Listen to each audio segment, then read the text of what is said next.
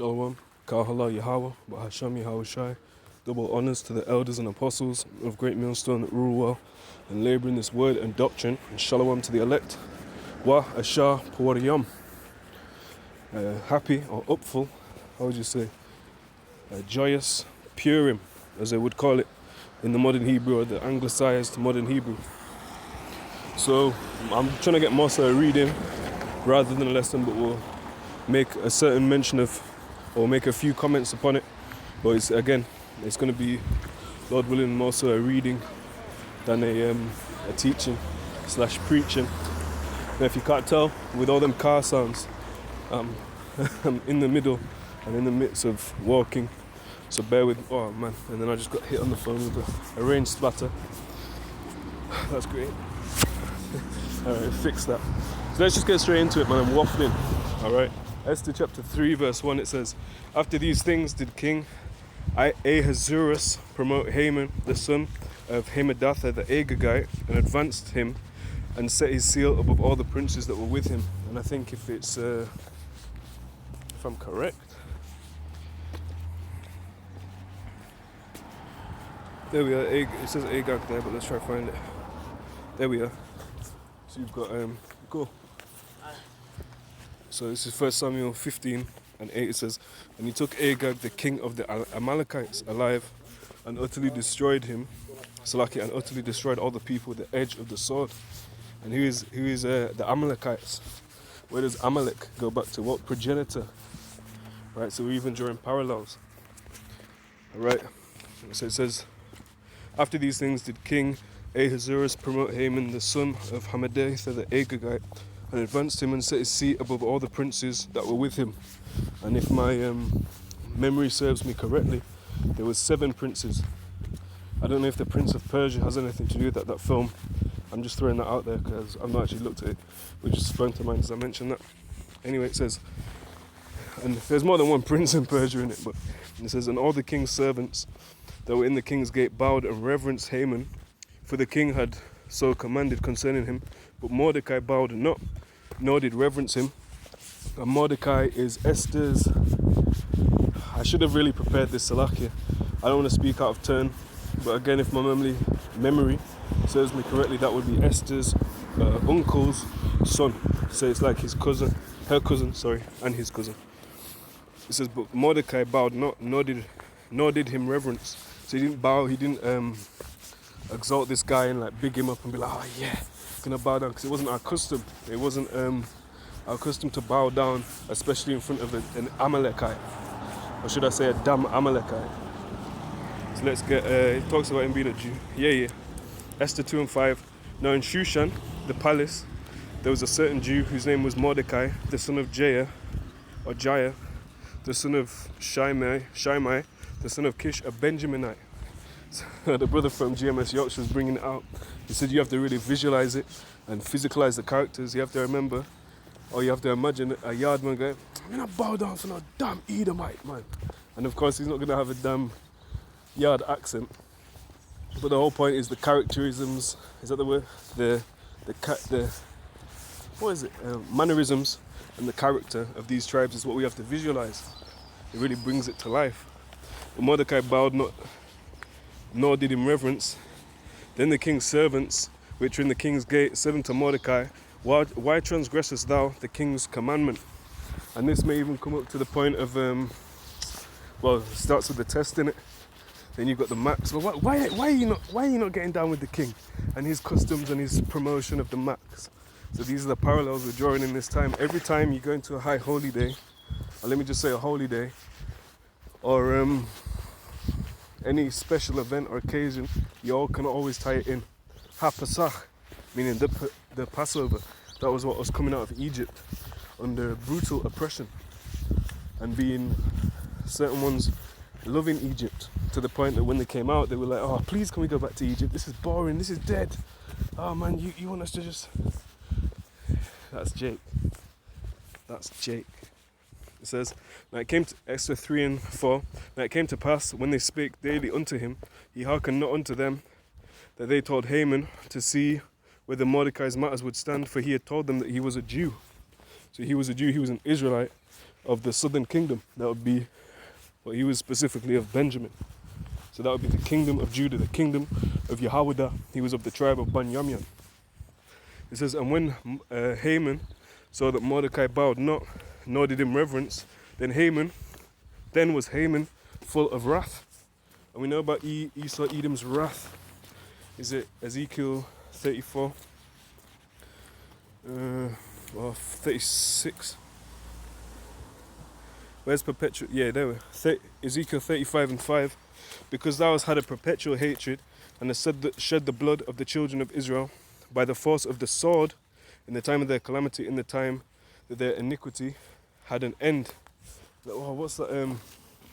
I was so displeased with the heathen. Zephaniah 1:18, I want to say, but or is it princes with? Let's try that. Zechariah 1:18. If it's not that, please post it in the comments. Right, Zechariah 1:18. No, I'm not sure what that is. So I'll just leave that for now. Anyway, Esther 3, and yeah, he was full of wrath in it. So Esther 3:6. And let me just traverse this thing real quick. I'll choose a difficult way to walk and start doing a video and carrying a bag at the same time. Esther 3:6.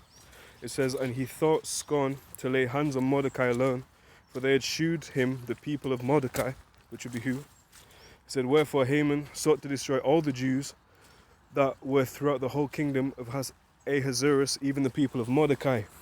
And the same brother GMS Yorkshire was bringing out on his lesson, like, Esau, Edom, especially Amalek, can have all they want in the world, all financial control of the banks, financial control over even the monetary system, all of these things, over health, over the food, all of these things. But until Jake's absolutely wiped out, he won't be happy, and that's his pride. His pride of his heart deceiving him, as it's written in Obadiah the 3rd chapter about them that dwell in the clefts of the rock, whose habitation is high, who saith in his heart, who shall bring me down?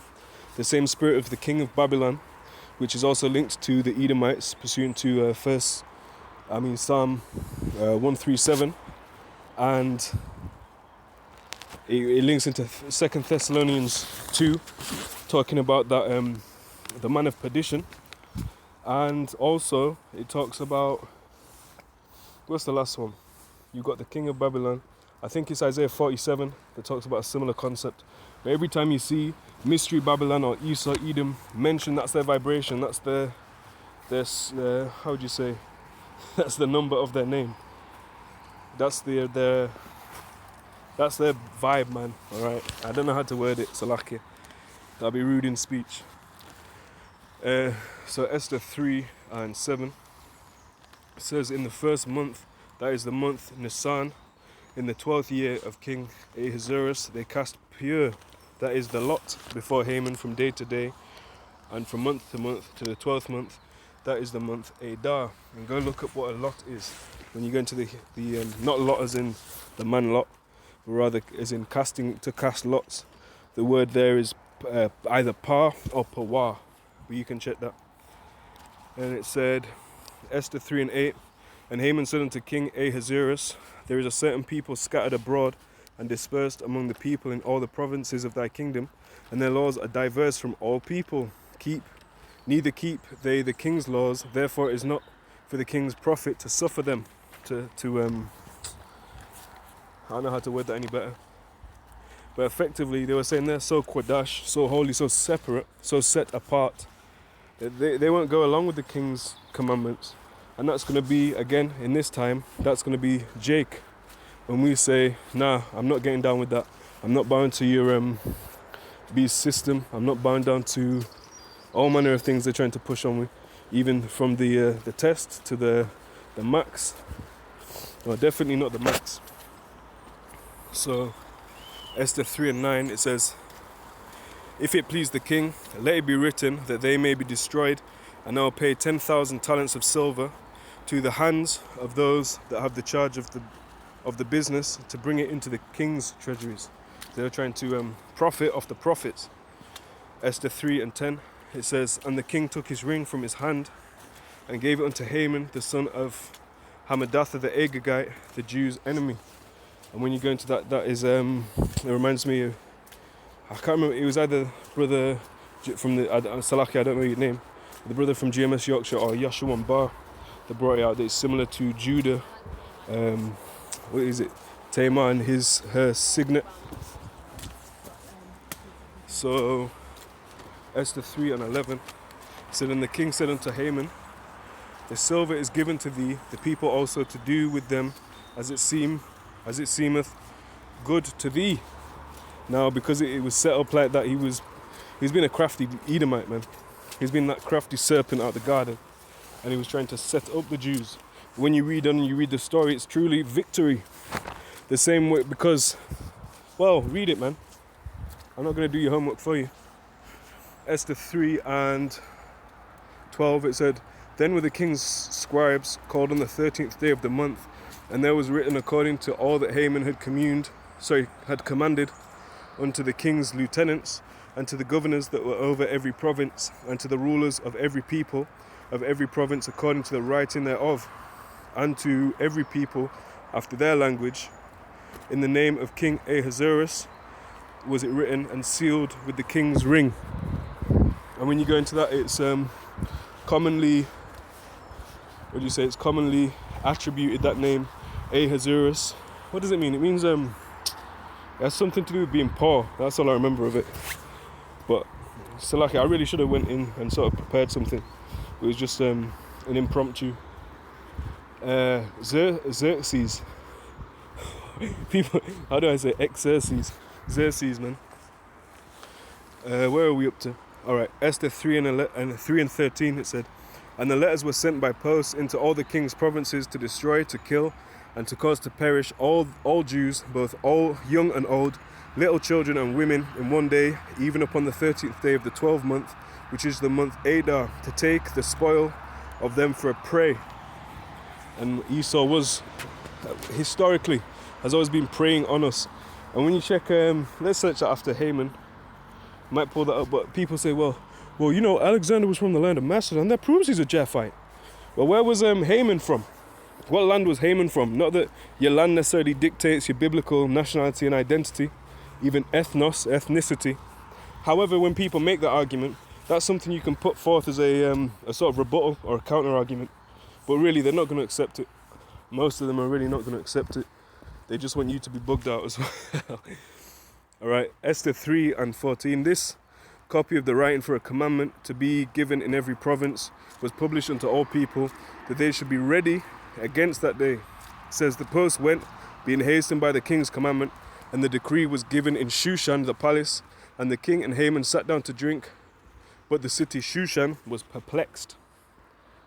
Perplexed. I want to look into that word on the English level, perplexed. But anyway, that was just a quick one chapter. Again, brief comments off the dome, if you like. But I pray it was edifying, and I pray it makes you want to get into these books, because it can be certain stories brothers will find not as interesting in it as a prophecy, or not as interesting as certain other history. But it's important, especially if these are our days and these are what we were told to keep. Even down to the people who say, well, the Feast of Dedication, talking about the winter one, wasn't in Leviticus 23. Okay, but Hamashiach kept it. I believe that's John the 10th chapter and verse 22. So it's all about our deliverance. All of these, let's get that in Romans. All of these, Romans 15:4, it says, for whatsoever things were written aforetime were written for our learning, that we through patience and comfort of the scriptures might have hope. So you have to have patience with this thing. Even if you're finding it tedious and you can't see the immediate meaning, you have to just humble down and accept that it's a duty. These are the duties of man. Alright, so again, pray that was edifying through the spirit of Yahawah, bahasham, Yahawashi. Double honors to the elders and apostles of Great Millstone, who taught us this truth and labor in this word and doctrine. Shalom to the elect. And of course, most importantly, all praises to Yahawah, bahasham, Yahawashi. Shalom.